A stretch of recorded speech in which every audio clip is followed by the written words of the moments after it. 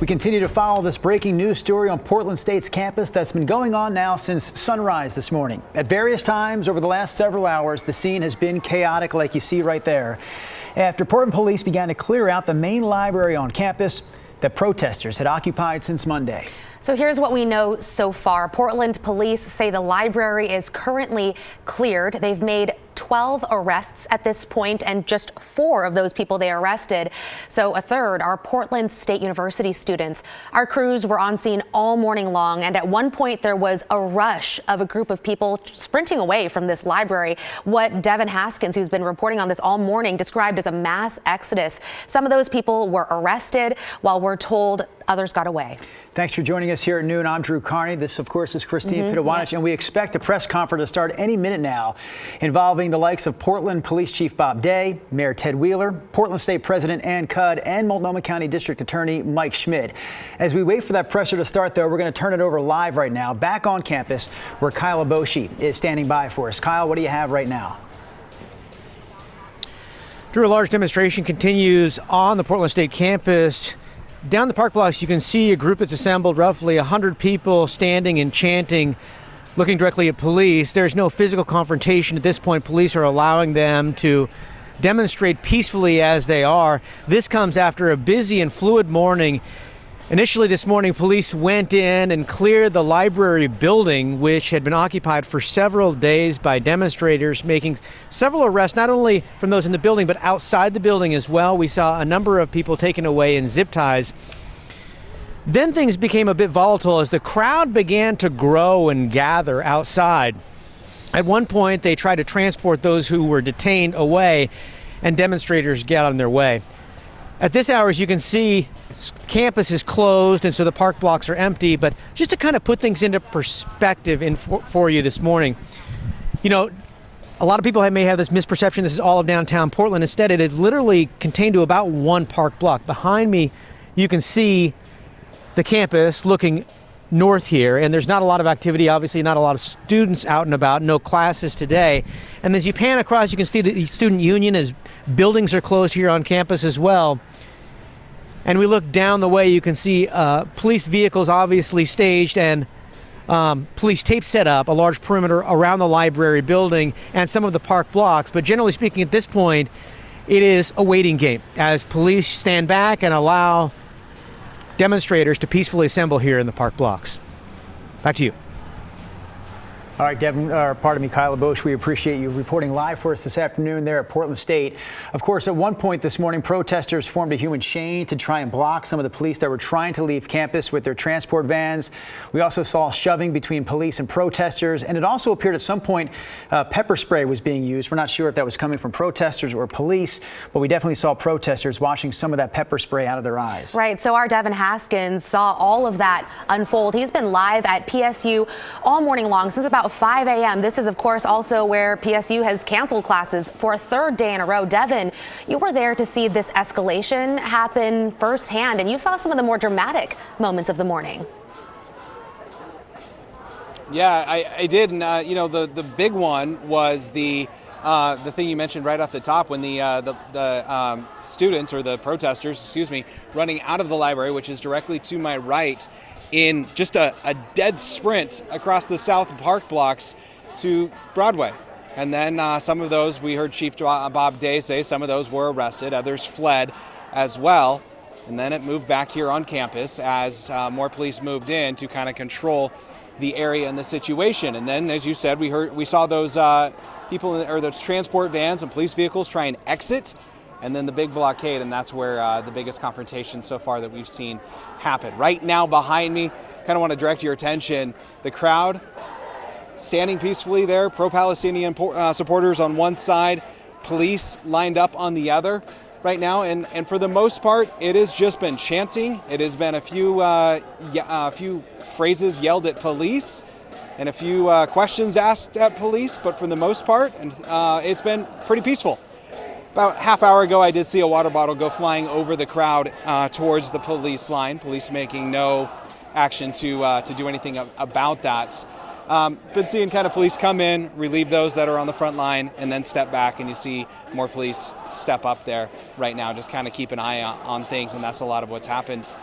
In the last probably hour and a half that we've been here since they moved off Broadway into this location, the crowd grew, I would say, to about larger than 200.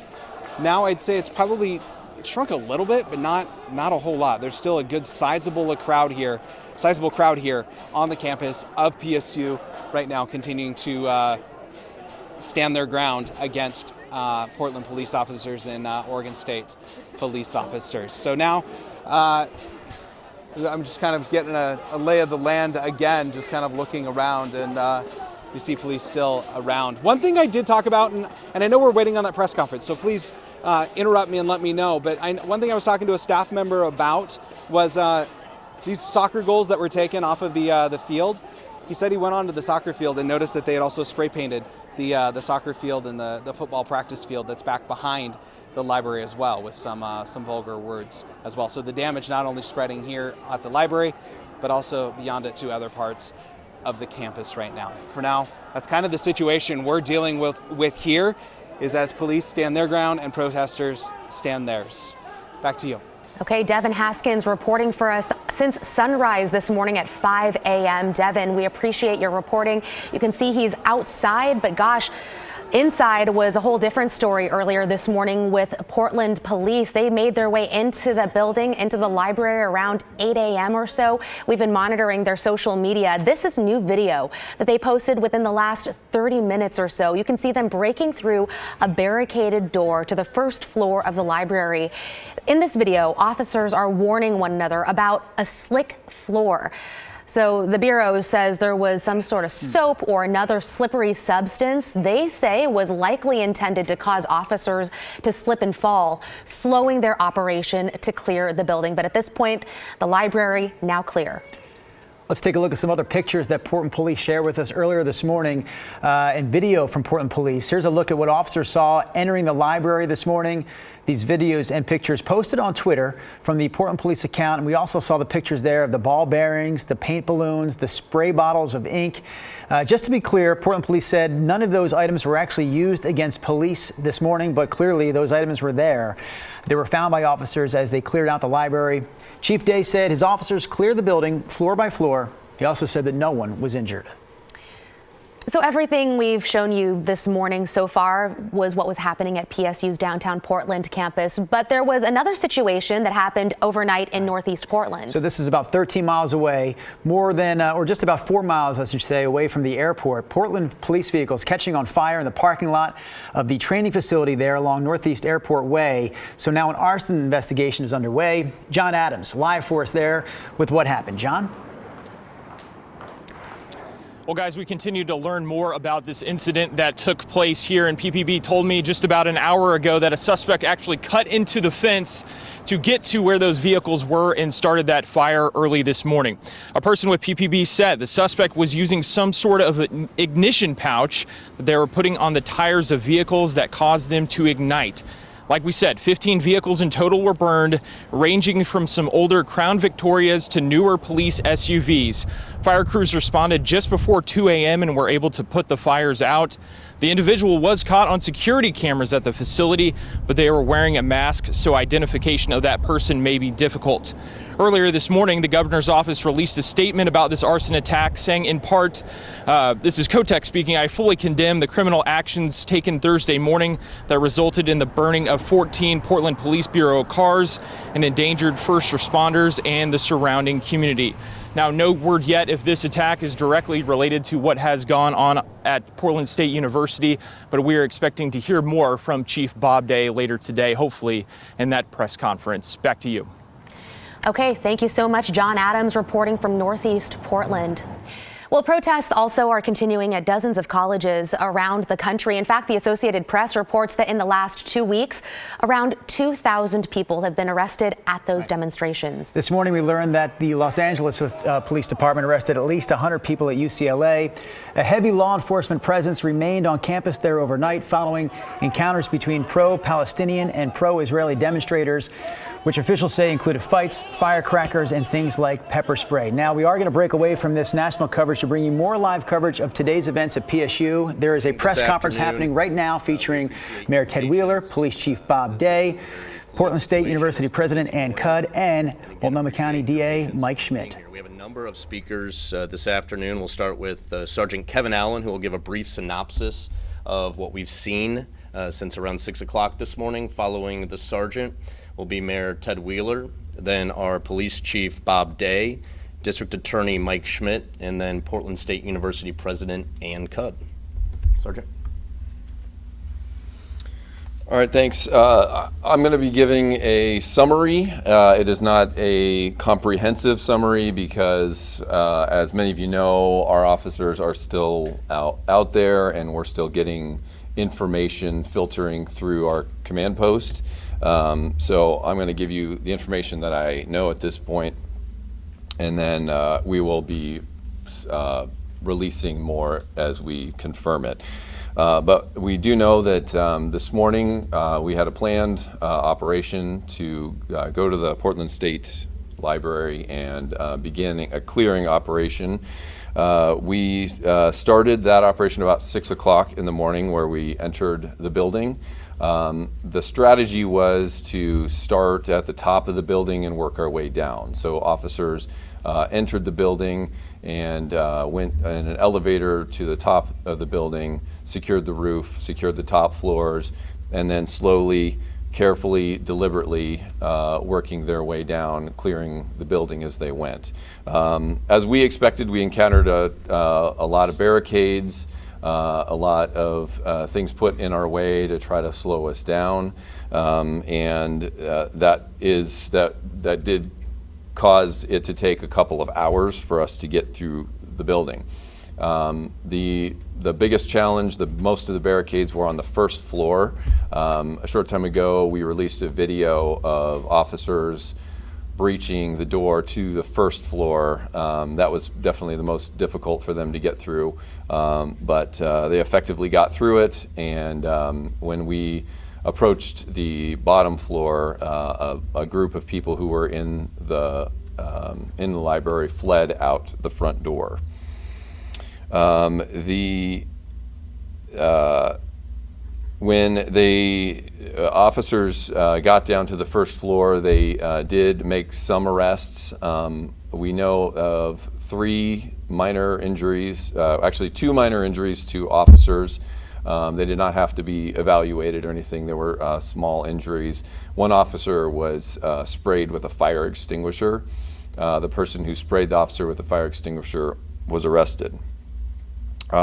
Most of the folks who ran out of the building were seen circling back around, and they became focused on the exterior perimeter officers who were trying to secure the outside of the building. Many of you have video of some of that where there was some confrontation, there were some uses of force. I know of one instance where an arrest was made right in front of some of the cameras. What we know about that arrest was that the suspect had a hard shield and was striking at an officer with that shield, and that's why that arrest took place. All told, we had 12 arrests that we know of, and of those 12, 4 are believed to be Portland State University students. The rest are not believed to be affiliated directly with the university. The challenge on the outside came to pass when some of the members of the crowd realized that we had a custody van where we had people who were arrested in the van. They tried to blockade the van to keep it from leaving, so we had to bring in officers not only from the Portland Police Bureau, but we had the Oregon State Police there as well, and their MRT team that helped us get those vehicles out. And that took some time, but we were able to successfully do that. Once we did that, we brought our teams back to just the outside of the perimeter of the library. And the goal now is to get it secured, and Portland State University is working on that process as we speak. So it is still an active scene, obviously, so there may be more information coming down. I want to emphasize too that there were people that left and ran off, but that does not necessarily mean that they won't be held accountable as much as we can do with the criminal justice system. We are actively investigating crimes that were committed, and future arrests are possible. And of course, we'll share those with you at a time that is appropriate. One other note, on the first floor, we did find some interesting items. We've put out some photographs and some video of some of those items. They include what appear to be some kind of improvised weapons with, there were these hollow bamboo sticks and a bucket full of ball bearings. We're not sure exactly what they were planning to use those for, but those were all staged up. There were paint balloons. There were spray bottles full of ink, and a note on there that said they were supposed to be deployed at officers. There were also little cups of paint. There was paint on the floor and like a soap or a slick substance that made footing difficult. We think that was put there to try to make it slick for officers so they might slip and fall. There were also some tools and other things that we're not quite sure what they were intended to be used for. So that is all I know so far. I'm going to introduce our other speakers now, and then we'll be available for a few questions after that. So I'll introduce Mayor Ted Wheeler. Thank you, and I'll just speak briefly. I'm speaking in my capacity as police commissioner today. First of all, I want to thank law enforcement for their quick and decisive action this morning, as well as the planning that went into this over the course of a couple of days. They were able, as you heard, to clear the library through an operation that was both safe and effective. I also want to thank our partners. There were many partners who were involved in this. I particularly want to give a shout out to the mobile response teams from the Oregon State Police. It was critically important that we had that support, and I want to thank them for joining the Portland Police Bureau in this morning's operation. A couple of nights ago, very late at night as it turns out, we stood before you and said that we pledged to cooperate, the Portland Police Bureau, our law enforcement partners, the district attorney, and of course Portland State University. And I want to report back to you this afternoon that that partnership remained strong, the communication remained frequent, and the collaboration, I think, helped make this a successful operation up to this point. I also want to stress that nobody is declaring victory. This is a fluid situation. As you just heard, there are still law enforcement folks who are deployed. There is still an active situation, and we're viewing this as a fluid type of circumstance. Last but not least, I also want to thank the local business community. We've been coordinating with businesses, particularly the downtown business community, on what could potentially be the impact of the march that we saw last night. Unfortunately, there were a few businesses that were vandalized. I'm very pleased that we were able to send in Bureau leadership as well as members of my own staff to meet with those business owners and operators, and they're already recovering from the circumstances of last night. Finally, I just want to say this about that. I, for the life of me, do not understand how terrorizing local business operators can possibly impact events in the Middle East. If you believe that by damaging a business, which frankly harms the frontline employees who work in those businesses, and we've had reports that they were frightened, that they were traumatized, if you believe damaging those businesses or trashing a library on a university campus will impact events in the Middle East, then you are delusional. What we need to do is come together as a community, protest peacefully for those who choose to protest, and not engage in these rampant acts of criminal destruction and violence. Criminal destruction and violence is not protest. It is criminal activity, plainly and simply. And we're here today to tell you that we will hold those accountable to the fullest extent of the law, to the degree that we can. Thank you. And next, I'll introduce Chief Bob Day. Bob has only been the permanent chief for a matter of days. I had a great deal of respect for him previously. Now I have even more. Chief Day. Thank you, Mayor. I just want to echo one of the mayor's comments, probably a few of them, but in particular that this isn't a victory lap. In fact, I see events like this with a great deal of sadness. And the reason is because the criminal behavior that we've outlined and we've seen demonstrated really co-opts the true message and the significance of maybe what is trying to be accomplished. We all have deeply held beliefs, whether that be about conditions around the world or right here in the city of Portland. And when we see the activity that we've seen over the last few days, or even going back to 2020, we lose the opportunity to bring about real change. And I know that Portlanders at their core want to be about real change, and this isn't the way to go about it.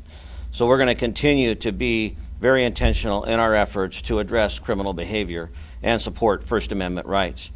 I also want to thank the mayor and DA Schmidt and President Cudd for this unified response that not only we demonstrated here Monday evening, late at night, on a moment's notice, but all throughout the week. I think this is unique for us as a city, but really unique for us as a country. I'm not seeing this anywhere else where the university leaderships, the police, the mayor, and the district attorney are coming together and saying, yes, we want a different story, we want a different narrative. This represents in a small way what Portland is and what Portland can be. And I would encourage our other elected leaders, our other university presidents, state leaders, as well as federal leaders to step into this space and support this work. I'm appreciative of Governor Kotek's recent comments, as well as her assistance in providing the state police. We've not only had state police support, we've had great regional partner support. We've been able to rely on our partners from Gresham, from Milwaukee, from Multnomah County, Beaverton, Lake Oswego, et cetera, helping provide safety and security while we've been addressing these issues primarily downtown. Certainly is not lost on me the events last night with the protest and the damage that was done that the mayor highlighted. We also had a number of police vehicles set on fire out at the training division and this event today. I've been asked several times if I see these as related or connected. Right now we're looking at them as individual events. They're all individual events, and we are in the process of investigating them fully and thoroughly with the appropriate resources. I'm not naive to the fact that there may be connected, there may be some crossover, and we will certainly make sure that our investigators are in communication with one another as we look to make arrests and prosecute. But in regards to the training division and the loss of those police cars, which is substantial, our new officers use those to train in. They're a vital part of our training unit. Something positive and encouraging was it didn't take but just a few minutes this morning for that news to spread, and we heard from the State Academy and many of our neighboring agencies saying, hey, what do you need? We can offer police cars for your training. So it's not going to set us back, and as you know, we've been doing a lot of hiring and a lot of training.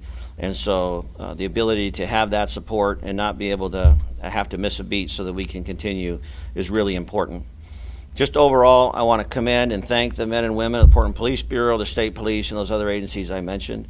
This is a tough job, and these events can be very taxing. People have worked a lot of hours under a tremendous amount of pressure and scrutiny, and to this extent and what we've seen so far, I've been very proud and very pleased with the work we're seeing. We've got more work to do today. We're going to have more work to do tomorrow. That's just the nature of what we do. But I couldn't be more proud to represent the Police Bureau and continue to promote this beautiful city that I know we all love and care about. I'd now like to turn it over to District Attorney Mike Schmidt. Thank you, Chief. Thank you, Mayor. As Oregonians, as Portlanders, we value the rights for our voices to be heard, as you've heard from everyone up here. And I'll always work to protect that right. And we will always work to protect that right. But unfortunately, what we've seen is that some people have resorted to destructive behavior, which is not acceptable and will not be tolerated. Things like spraying graffiti, breaking windows, and setting fires. I condemn these criminal acts. My office is working closely with the Portland Police Bureau in this situation and other agencies. I appreciate the collaboration. They have my full support in their response. I want to again be very clear. We will prosecute these cases, and we'll use every tool at our disposal to make sure that people are held accountable. I have a prosecutor embedded in the investigation, and we will make charging decisions as appropriate once the evidence is collected and reviewed. My office is happy to provide updates as charges are issued and that information becomes available. I want to thank our community members who have engaged in demonstrations peacefully and civilly. We want people to be able to safely demonstrate, and when others engage in criminal behavior, it's unproductive and makes it less safe for everybody else's voices to be heard. With that, I'll turn it over to President Cudd. Good afternoon. So it was our hope that we could resume our educational mission and hold classes today, but with the escalation of protest and violence on our campus last night, including protesters threatening to take over additional buildings, that really became untenable. So we made the decision to close the campus and lock down our buildings. The Portland Police Bureau has done an amazing job, and I'm so grateful. They've cleared Millar Library. I'm so grateful for their assistance and the care they showed as they carried out that difficult task. We asked for their presence and their assistance only after extensive negotiations using faculty members as intermediaries. We gave students in the library the opportunity to leave without the threat of expulsion or suspension and no transcript notation. No changes to their current status in student housing, and no changes to their scholarship status or financial aid, as well as no impact on their educational visa status. I even offered to engage with them directly in dialogue about their other demands. The students who remained in the building chose not to take that option. We also made it clear to all faculty, staff, and students that remaining in the library that was trespassing. They had plenty of opportunity to leave prior to the police arriving, and they chose not to stay. Our primary concern is for the physical and emotional well-being of our students. This was a traumatic event for everyone in our campus community, both those inside the library and then those watching from outside. Throughout this process, and even after the events of the day, I'm still open to meeting with our students to hear their concerns, but this protest is obviously bigger than Portland State University at this point.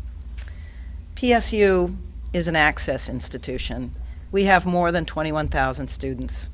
It is incumbent on us to serve all of our students.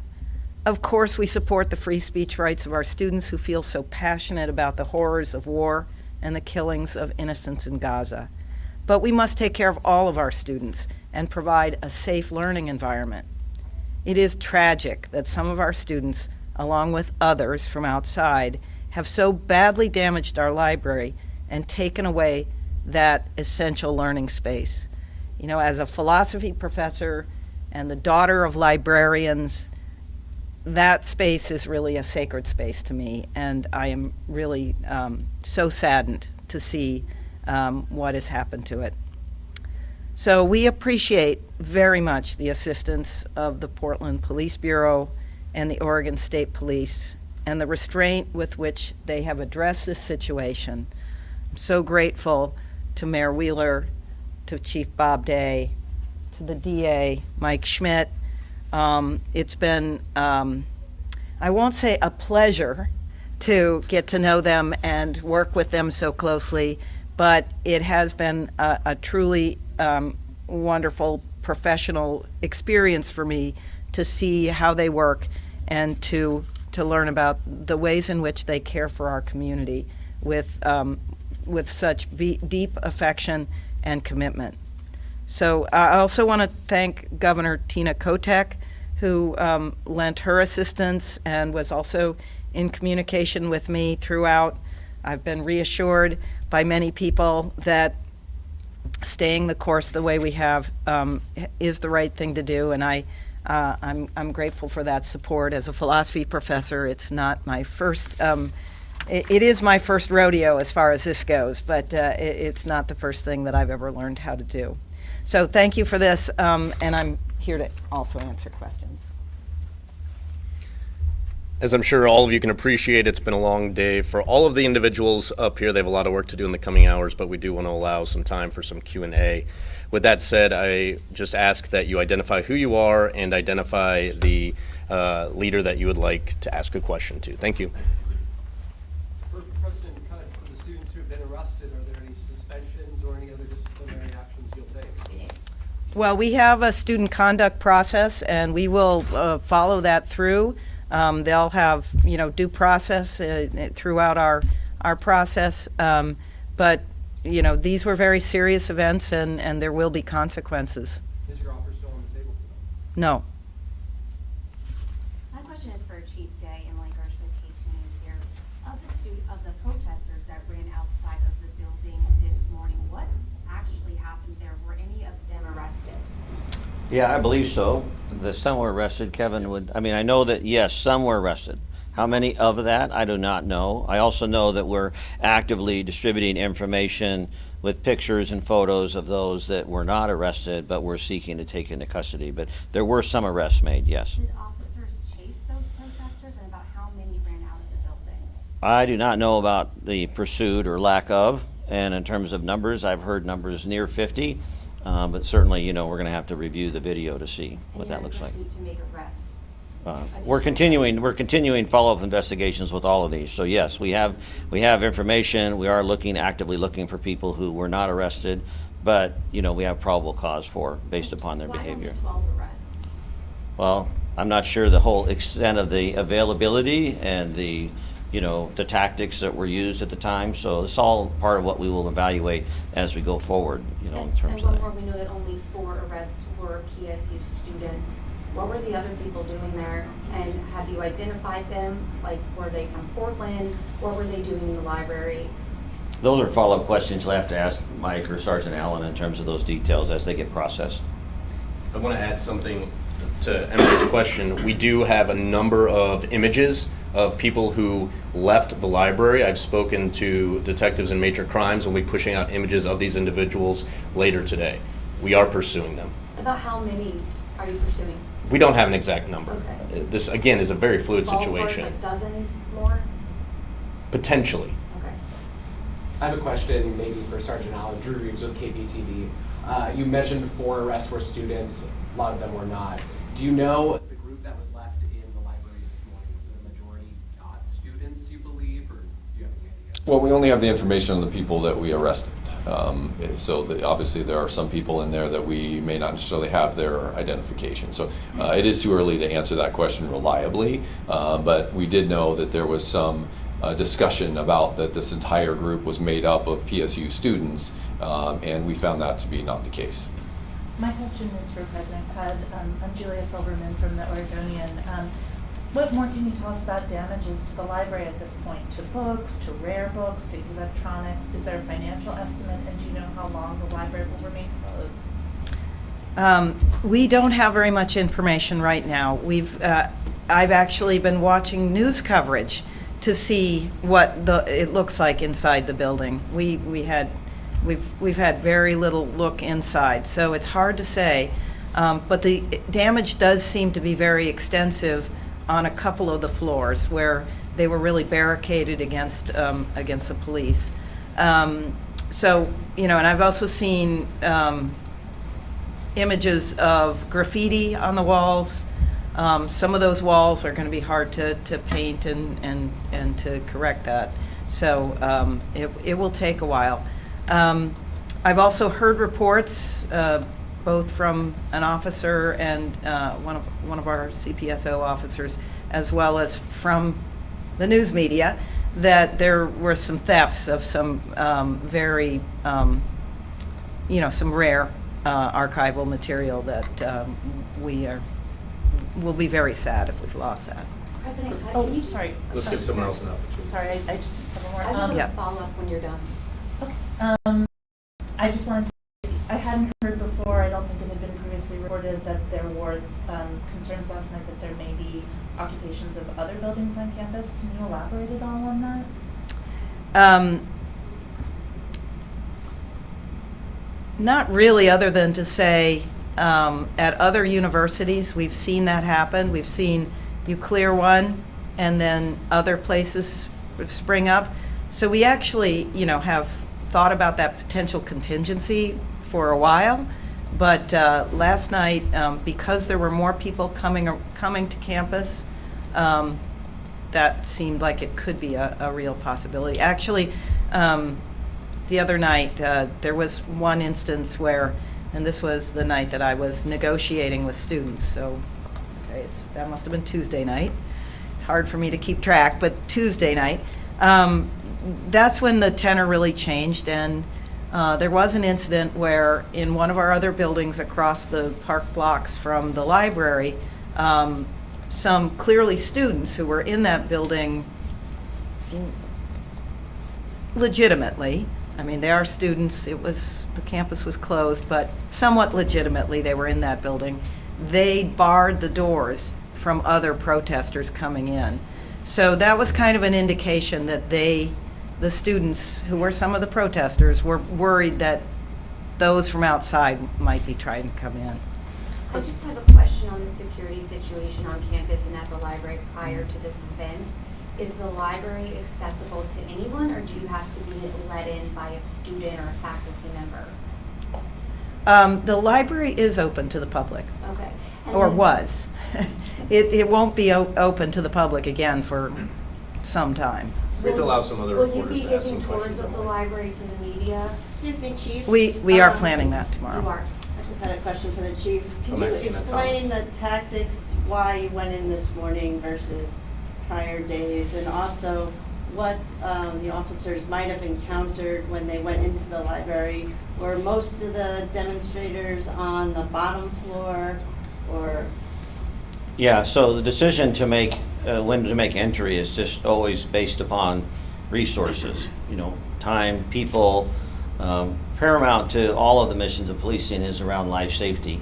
And that life safety is for everyone involved, not just for, the community or police officers, demonstrators. It doesn't matter what the title is. We want life safety for everyone. So as we said before, we're working closely with President Cudd and also working closely with Portland State University Police. And Chief Halliburton was here a minute ago.